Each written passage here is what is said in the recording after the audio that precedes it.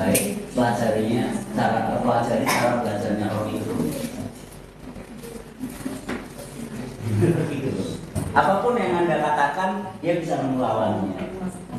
Ketika Anda berbalik pun dia bisa menjadi lawan yang kuat dengan apa? Karena punya pengetahuan itu tadi. Karena punya pengetahuan, punya pemahaman ini. Mungkin kita sebagian hanya memaknai dari satu sisi, tapi dia belum setiap orang belum tentu juga memiliki pemahaman ini. Karena misalnya satu baca satu buku, kedua baca dua buku yang bertentangan. Nah, yang ini mau jadi apapun, yang ini tetap yang satu yang cuma baca satu buku ya dia akan pegang satu buku itu. Tetapi kalau yang dua buku dia mau berbalik menjadi buku yang itu atau buku yang lawannya, dia akan bebas dan seakan-akan sulit sekali bebasnya. Padahal sebenarnya cuma masalah main dalam tanda petik mainan pemahaman.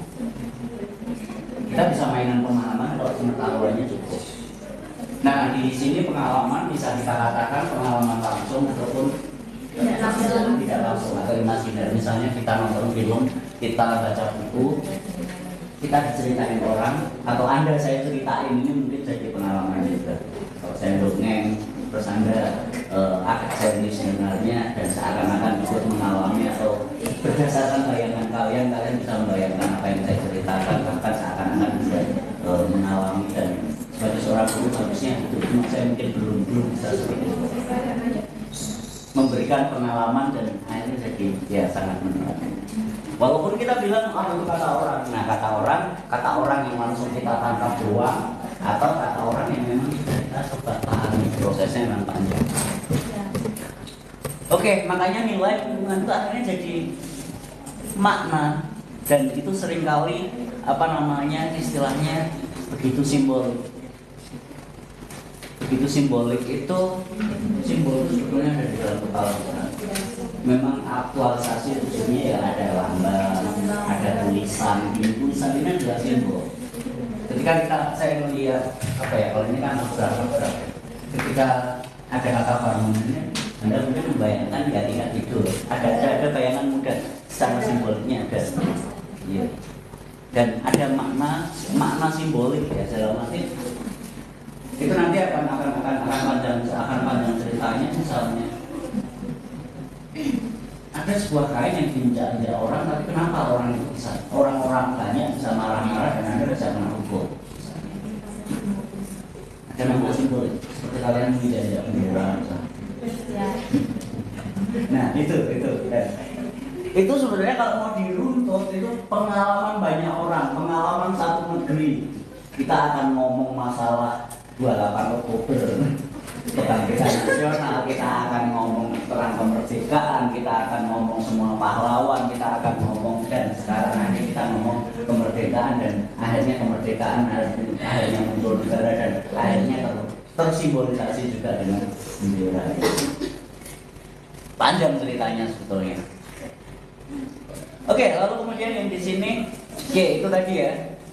Udah sambil mungkin nanti aja renungannya lewat dulu gitu. Kemudian di sini kita ini karena versi bahasa buku pertemuan kita saat ini kali ini kita akan membicarakan pengertian antara ruang. Anda bisa membayangkan ruang itu bisa kayak menurut tadi silahkan, atau ruang secara fisik yang Anda bayangkan rumah perjalanan dan ruangan ini, pengalaman tadi waktu sama Guru Santi dan lain sebagainya. Jam pertama tadi siapa yang pertama? Pak Evil. Dan Anda hari ini punya mengalami peristiwa yang mungkin berbeda karena ketemunya dengan orang yang berkarakter beda-beda. Ruangannya pun juga berbeda kan. Anda bergerak dari dari tadi Pak Evil di mana? Di atas. Di atas migrasi gitu kan, mobilitas atau migrasi kita pakai istilah ke hal ada panas, ada jalan, ada macam-macam sampai ke sini. Untung nggak ada yang kesandung di jalan, itu jadi pengalaman lagi.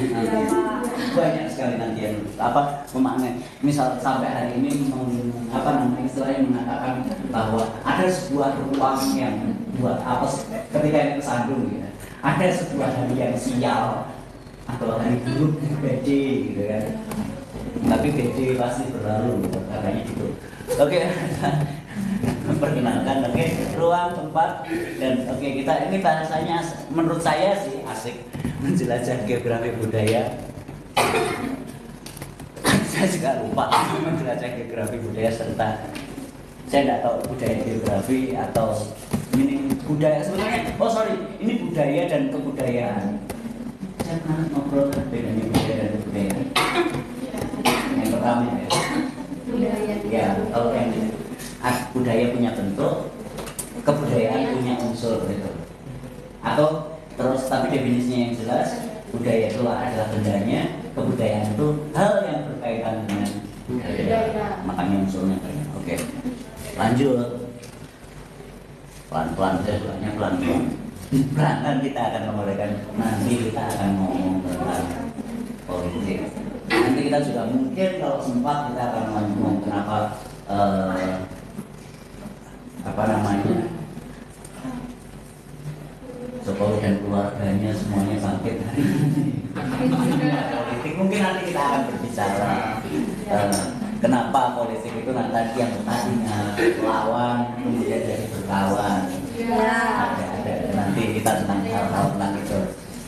Nah, terus nanti kita dari politik ini kita nanti ada konsep ideologi. Ideologi kemarin kesempatan kita bahas dan ide yang bukan kuat sampai ya kita perbaikinya atau keyakinan.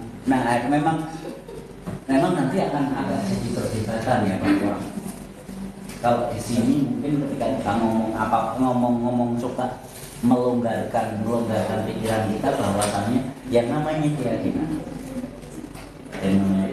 atau mungkin agama dan kepercayaan kita itu bagi sebagian orang jadi ideologi jadi kalau enggak itu enggak gitu.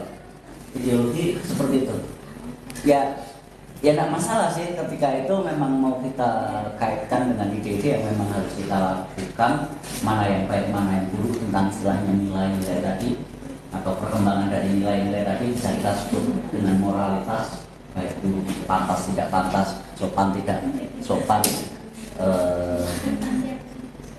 beradab atau tidak, terus ya macam-macam lah untuk baik buruk. Lalu kemudian kemarin kita sempat ngomong hegemoni, lalu kemudian perlawanan di sini juga belum tentu pukul-pukulan, tapi adu wacana, adu argumen,